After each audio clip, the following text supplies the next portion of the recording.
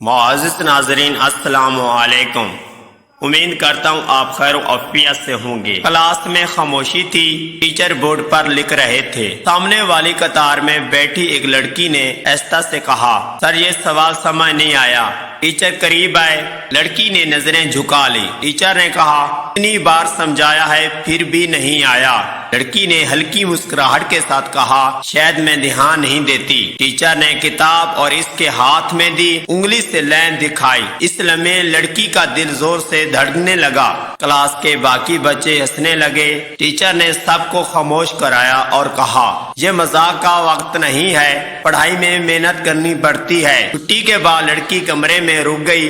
Teacher نے آ کر کہا، تمہیں واقعی پڑھائی میں دلچسپی ہے یا بس وقت گزارنے آئی ہو؟ لڑکی نے نظریں اٹھائی اور کہا، پتہ نہیں کیوں جب آپ پڑھاتے ہیں تو دل چاہتا ہے زیادہ دیر سنوں۔ ٹیچر ایک لمحے کو خاموش ہو گئے، پھر سنجیدگی سے بولے، یہ پڑھائی ہے، کھیل نہیں۔ احساسوں کو قابو میں رکھنا سیکھو۔ کچھ دن یہی سلسلہ چلتا رہا۔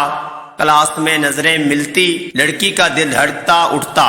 دوستوں نے چھیڑنا شروع کر دیا، وہ شرمندگی ہو گئی۔ ایک دن ٹیچر نے پوری کلاس کے سامنے کہا، یہ مضمون محنت مانگتا ہے، جو محنت نہیں کرے گا وہ کبھی کامیاب نہیں ہوگا۔ لڑکی نے دل میں سوچا، یہ بات میرے لیے ہی کہیں جا رہی ہے۔ رات کو اس نے کتاب کھولی، پہلی بار دل سے پڑھائی کی، گھنٹوں لگا کر سبق یاد کیا۔ اگلے دن جب ٹیچر نے سوال پوچھا تو اس نے صحیح جواب دیا۔ پوری کلاس نے تاڑیاں بجائی۔